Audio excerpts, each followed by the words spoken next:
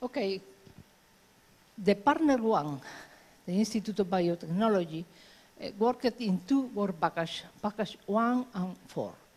Work package 1 is the analysis of the genome, of the sequence of the genome of Streptomyces succubaensis. We characterize tacrolimus gene cluster and regulatory genes, and in this sense, the genome of Streptomyces succubaensis was sequenced in Bielefeld and then was manually edited by people in the university, in the group of León. The genome is 7.62 megabases, has 2 circular plasmids, and contains about 6,600 protein encoding open reading frames. Using different bioinformatic programs, we found that has 20 secondary metabolite gene clusters, in addition to the cluster of tacrolimus. Using this genome, we studied the genes for tacrolimus biosynthesis. They were subcloned. We studied a cluster of genes for butyrolactone biosynthesis and regulation, and genes for the ethyl-malonyl-CoA pathway. Also, work package 1 gave the 4-regulon, the genes controlled by phosphate, to partner to work package 4. The nitrogen metabolism, structural and regulatory genes to work package 2.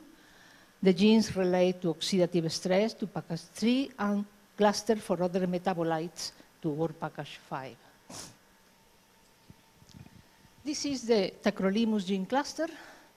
As you can see in different color, there are different type of structural and regulatory genes.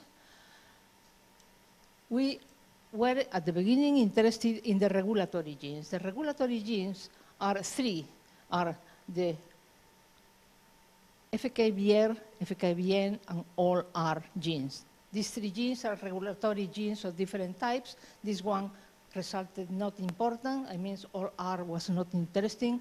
But the other 2 were disrupted, and it was found that they were important for tacrolimus production. FKBR produces a decrease of about 50% in tacrolimus production, but FKBN is very important, really. The lithium results in complete loss of the antibiotic. Therefore, both genes were introduced. Additional copies of these regulatory genes were introduced in the wild-type strain, and it was found that introduction of these regulatory genes resulted in increasing production of tacrolimus. So we got transformants producing even 70% more tacrolimus than the wild type. A different cluster also related to tacrolimus production was the cluster encoding the butyrolactones. Butyrolactones initiate the production of secondary metabolites by binding butyrolactone receptor proteins.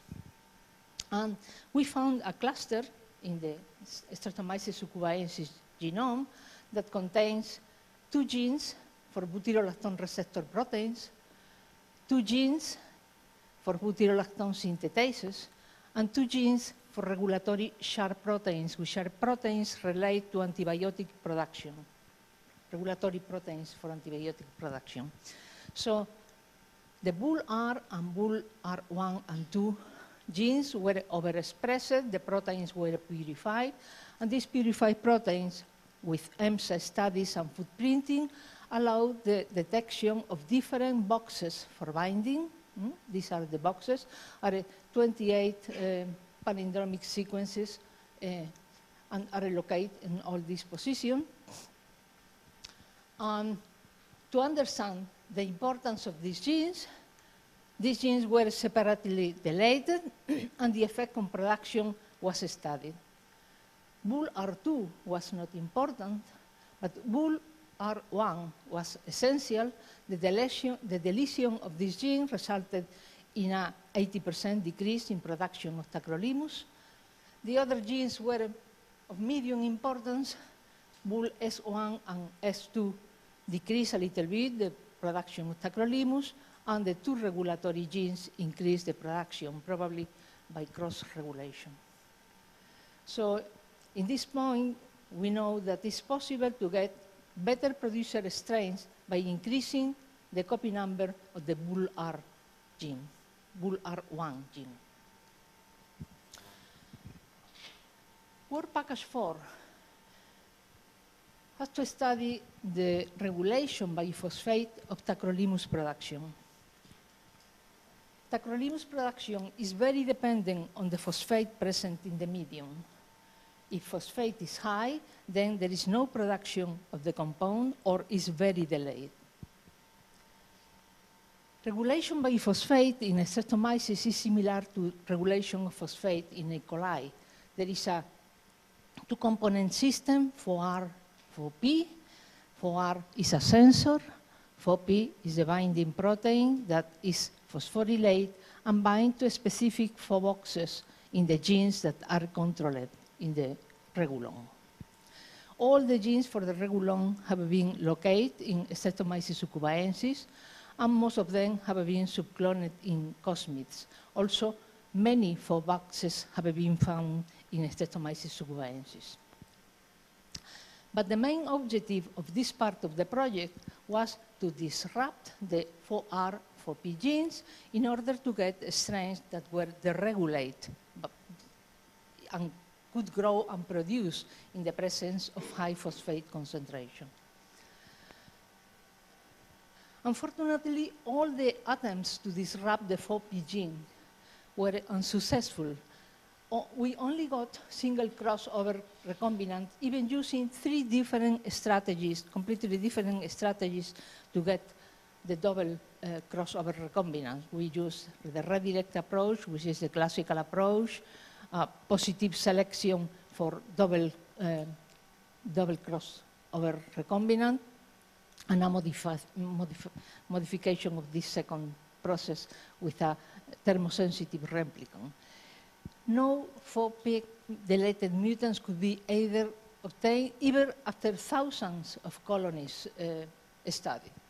So we decided to modify the strategy and redirect the objective to study the interaction of phosphate and carbon source exerting carbon catabolite regulation of tacrolimus production in succubaensis.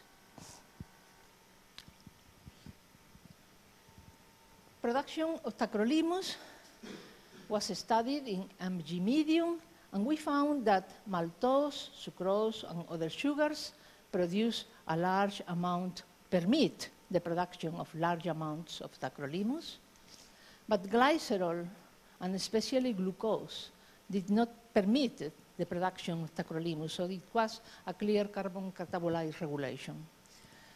Then we decided to make transcriptomic studies. The strains were grown, the sugar was added at 70 hours, and then samples were taken to study expression of all the genes in the genome. Okay, this produced a large amount of material, and I will just mention that 3 main patterns of expression have been found. A pattern is that of 4P. Some genes, as 4P, when phosphate disappears, is deleted from the medium, increase their expression, and these genes are not regulated by sugars. They behave exactly the same in the presence of glycerol, glucose, or maltose. Other genes, as this regulator, ADPA, increase the production, the expression of the gene when phosphate is deleted, but only in the presence of the permissive sugar, maltose, not in the presence of glycerol or glucose. And finally, other genes, as the tacrolimus biosynthesis genes, they, when phosphate is deleted, they increase strongly expression, even 10 times, but in the presence of non-permissive sugars, they are not expressed.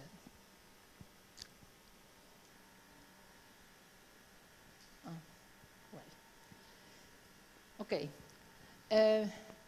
Work Package 2 is the Institute of Microbiology and Infection Medicine in Tübingen University.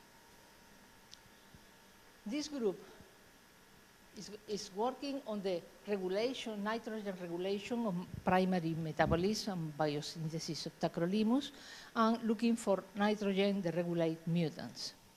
Their strategy is to construct strains able to use nitrate, a substrate that increases production of other antibiotics, optimize the production of pipecolic acid, which is a tacrolimus precursor, and also optimize lysine biosynthesis, which is a precursor of pipecolic acid.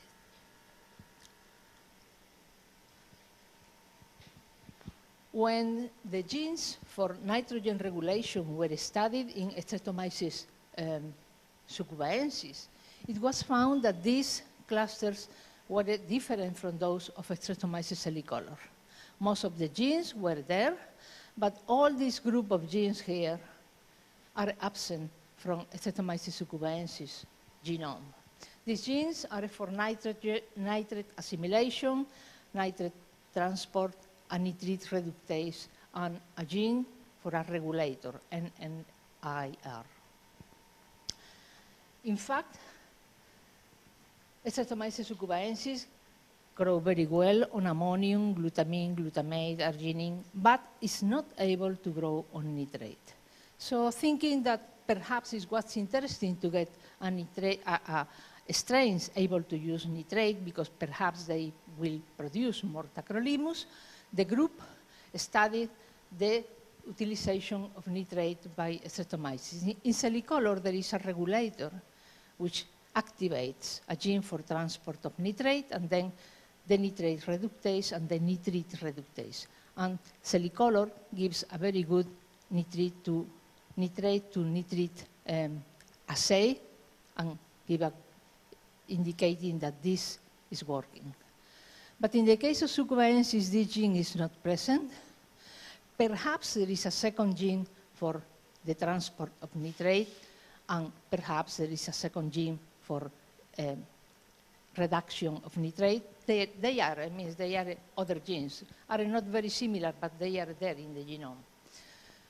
And in fact, succubaensis is not able to give nitrate reduction. Okay, in salicolor, it's known that the general regulator of ammonium, GLNR, with this regulator are important, both of them, to activate the nitrate utilization genes. The nitrate utilization genes are activated during general nitrogen limitation, are activated when nitrate is in the medium, but they are repressed in the presence of high ammonium concentration. So perhaps the problem was not this gene, and the group of Tübingen introduced the NNIR gene from Streptomyces salicolor in succubaensis, and they got a strain that was able to grow on nitrate and was able to reduce nitrate.